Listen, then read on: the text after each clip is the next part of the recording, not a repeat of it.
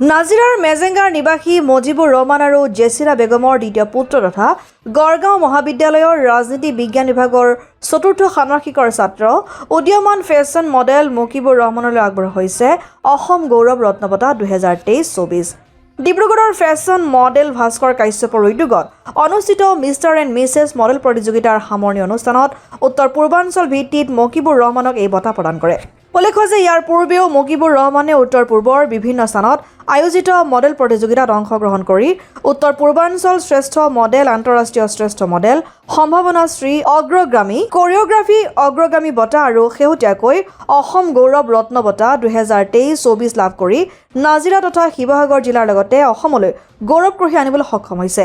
2025 বৰ্ষত ডুবাইত অনুষ্ঠিত হ'বলগা মিষ্টাৰ ইউনিভাৰ্ছ মেডেল প্ৰতিযোগিতালৈ ভাৰত তথা অসমৰ পৰা নিৰ্বাচিত হৈছে মকিবুৰ ৰহমান।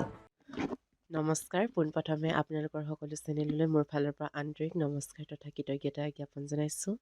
মই গড়গাঁও মহাবিদ্যালয়ৰ ৰাজনীতি বিজ্ঞান বিভাগৰ চতুৰ্থ জ্ঞানমানিকৰ এজন ছাত্ৰ। মোৰ নাম মহম্মদ মকিবুৰ ৰহমান, সকলোৱে কবিৰ বুলিও চিনি পায়। যিহেতু মই মডেলিঙৰ এজন প্ৰশিক্ষক, আন্তঃৰাষ্ট্ৰীয় শ্ৰেষ্ঠ মডেল হিচাপে 2023 বৰ্ষত নিৰ্বাচিত হৈছিলোঁ, খিতাপ অৰ্জন কৰিছিলোঁ। বিশেষকৈ বৰ্তমান অনুষ্ঠিত হৈ যোৱা ডিব্ৰুগড়ত মিছ এণ্ড মিছেছ ডিব্ৰুগড়ত অসম গৌৰৱ ৰত্ন বঁটা পাবলৈ সক্ষম হৈছোঁ। ইয়াৰ উপৰি বহুতকেইটা বঁটা পাইছোঁ। মেঘৰঞ্জনী মেধি ডাঙৰীয়াৰ সৈতেও ডাঙৰীণীয়ে এটা বঁটা মোক প্ৰদান কৰিছিলে। বহুত তেনেধৰণৰ বঁটা মই পাবলৈ সক্ষম হৈছোঁ।